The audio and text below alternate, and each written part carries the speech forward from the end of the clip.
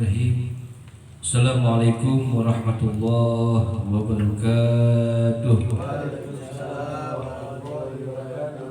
Bismillahirrahmanirrahim. La yasuqu khair illallah. Bismillahirrahmanirrahim. La zifa su'a illallah. Bismillahirrahmanirrahim. La hawla wa la quwwata illa billah.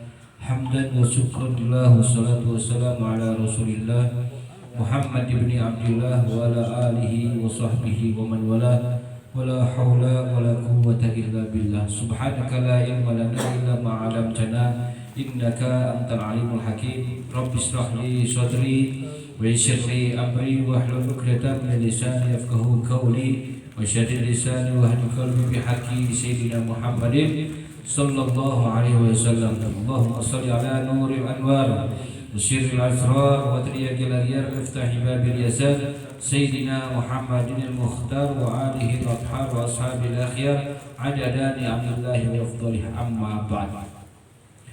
Hadratul mukarram wal muhtaram, wabil khusus daripada guru kita bersama, yakni Fadilatul Ustaz Muhammad Daud Muslim beserta keluarganya, ibundanya, kita doakan mudah-mudahan senantiasa Allah berikan kepada beliau panjang umur, sehat walafiat, mudahkan rezekinya, kabulkan hajat dan keinginannya, dan Allah selalu berikan kepada beliau keistiqomahan dan kesabarannya di dalam mendidik kita semua. Amin ya rabbal alamin. Hadirin wal hadirat, pemuda-pemudi yang dirahmati oleh Allah Subhanahu wa taala. Alhamdulillah, puja-puji syukur atas Allah Subhanahu wa taala yang alhamdulillah pada kesempatan malam hari ini kita masih bisa hadir.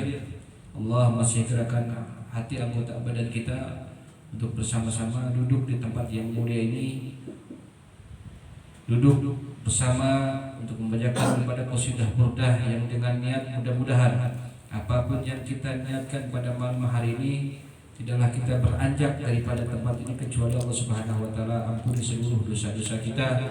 Tidaklah kita pulang ke rumah kecuali Allah Subhanahu wa taala kabulkan hajat dan keinginan kita.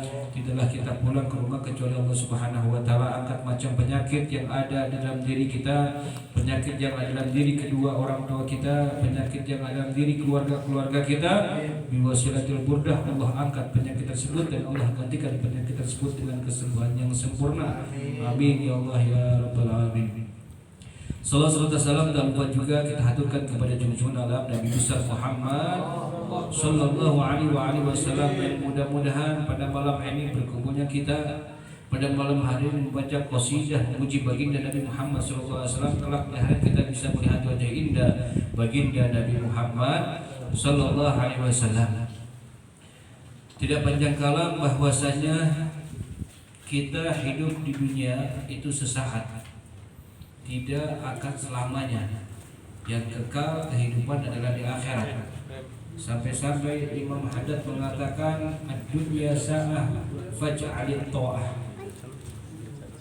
Jadikan dunia ini yang sesaat ini dan jadikan dunia ini yang sesaat ini menjadikan ketaatan kita kepada Allah Subhanahu wa ta'ala. Karena apa? Karena apapun kehidupan kita di dunia kelak di hadapan Allah Subhanahu wa taala pasti akan dimintai pertanggungjawaban oleh Allah Subhanahu wa taala. Sebagaimana Nabi Muhammad sallallahu alaihi wasallam bersabda dalam salah satu hadisnya, ada 4 hal yang dipertanggungjawabkan bagi diri kita di akhir kiamat. Jadi setiap di antara diri kita kelak di akhirat itu bakalan dimintai dengan 4 perkara, 4 golongan, yang mana 4 golongan tersebut akan dimintai pertanggungjawaban oleh Allah Subhanahu wa taala. Hadisnya yang berbunyi bahwasanya la tazulu qadama 'abdin yaumal qiyamah hatta yus'ala an arba'in. Tidaklah kedua kaki kita seorang hamba Allah Subhanahu wa taala yang beranjak di tempat hisab ketika kita dikumpulkan dihisab di padang mahsyar di hadapan Allah Subhanahu wa taala, yang mana semua makhluk Allah Subhanahu wa taala itu akan dihisab di hadapan oleh Allah Subhanahu wa taala pada hari kiamat, kecuali seseorang tersebut, makhluk tersebut, yaitu kita sendiri, bakalan ditanya tentang 4 perkara. Perkara pertama, Allah akan menanyakan kepada makhluknya tentang apa? An umrihi fima afnahu, tentang umurnya. Umurnya apakah untuk apa dia habiskan? Sudahkah umur kita dipakai untuk ketaatan kepada Allah atau untuk bermaksiat kepada Allah Subhanahu wa taala? Karena umur umat Nabi Muhammad baina sab'in wa baina sittin wa sab'in, antara 60 sama 70 tahun. Lebih daripada itu dispensasi oleh Allah Subhanahu wa taala. Dan yang namanya aja tidak kenal dengan yang muda, tua, anak kecil dan sebagainya, sehat atau sakit, tetap pasti akan datang. Oleh karena itu, boleh umur kita berkurang, akan tapi usia kita bertambah. Oleh karena itu, gunakan umur kita sebaik-baik mungkin untuk mencari takwa kepada Allah Subhanahu wa taala. Kemudian yang kedua, Allah Subhanahu wa taala akan bertanya kepada makhluk tersebut bahwasanya tentang apa? Wa an jasadihi fima ablahu, tentang jasadnya, untuk apa dia gunakan jasad kita nih, untuk apa kita gunakan di dunia ini. Padahal Allah Subhanahu wa taala menciptakan kita tiada bukan dan tiada lain kecuali hanya untuk beribadah kepada Allah Subhanahu wa taala. Wa ma khalaqtul jinna wal insa illa liya'budun. Jin dan manusia itu tugasnya adalah cuma beribadah kepada Allah Subhanahu wa taala. Wabil khusus yang fardu ainnya seperti akidah, kemudian pelajaran sholat dan sebagainya, itu wajib kita pelajari. Jasad kita alhamdulillah pada saat ini kita masih bisa hadir juga. Dua kenikmatan yang ada dalam diri kita, nikmat sehat dan waktu senggangnya berada pada saat ini. Jasad kita dipakai untuk memuji baginda Nabi Muhammad SAW.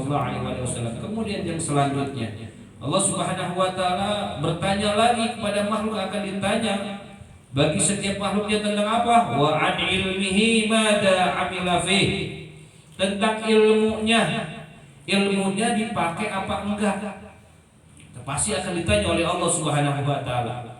Kemudian yang terakhir, wa an malih min aina iktasabahu wa fima anfaqahu, tentang hartanya dari mana ia peroleh, dalam hal apa dan dia belanja. Maksudnya harta tersebut yang kita dapatkan ini dapat dari mana dan kemudian dikeluarkannya kemana. Itu pasti akan ditanya oleh Allah Subhanahu wa taala. Jadi yang bakalan ditanya oleh Allah Subhanahu wa taala itu ada 4 perkara. Tentang yang pertama tentang umurnya, yang kedua tentang jasadnya, yang ketiga tentang ilmunya, yang keempat tentang hartanya. Adapun harta, adapun yang namanya tentang daripada yang namanya umur, ya, umur kita daripada balik sampai saat ini kita harus yang namanya dipekerjakan untuk beribadah kepada Allah Subhanahu wa taala. Adapun yang namanya tentang yang namanya jasad kita gunakan untuk ketaatan kepada Allah Subhanahu wa taala. Jangan sampai anggota badan kita bermaksiat kepada Allah Subhanahu wa taala. Kemudian yang ketiga, jadi seseorang itu yang namanya tentang hartanya. Harta itu, manusia itu yang mempunyai tentang masalah harta itu terbagi menjadi 3 golongan. Golongan kedua dia akan celaka. Tapi golongan yang pertama masalah harta dia akan selamat. Nah, dua golongan tersebut yang celaka itu apa? Dia pada hari kiamat, mereka yang mengumpulkan harta di dunia dengan cara daripada yang halal, dengan mengumpulkan harta dengan cara yang haram. Jadi dia bekerja mencari harta di dunia ini dengan hasil yang haram. Contohnya apa? Banyak yang selot, apalagi pinjol dan sebagainya, judi. Itu kan segala sesuatu yang haram kita cari. Dia mengumpulkan dengan hasil gituan. Kemudian yang kedua, atau dia mengumpulkan harta tersebut dari sumber yang memang haram. Sudah mencari yang haram, ada lagi dengan sumbernya yang haram. Kemudian selanjutnya bahwasanya dia mengumpulkan harta dengan mengumpulkan harta yang haram dan dipakai juga yang haram. Atau dia mengumpulkan harta yang halal Akan tetapi dia mengeluarkannya, menghabiskan harta tersebut kepada tempat yang diharamkan oleh Allah Subhanahu wa taala. Nyarinya halal, tapi dia pakai judi dan sebagainya. Nah, itu orang-orang yang punya harta tersebut orang itu celaka. Nah, yang bagus, yang selamat gimana? Yang terakhir, yang tiga, itu dia mencari yang halal, dipakai untuk yang halal, dimanfaatkan untuk yang halal. Kenapa? Karena ada hadis Nabi Muhammad SAW, "Ni'mal mal soleh lirujul soleh." Sebaik-baiknya harta adalah harta milik orang yang soleh. Oleh karena itu apa? Setiap apapun yang masuk ke dalam tubuh kita, usahakan seluruhnya itu dari yang halal, jangan sampai yang haram, yang subhat kita tinggalin. Gunanya kita belajar agar kita memuas diri, mana yang halal, mana yang haram pekerjaan kita.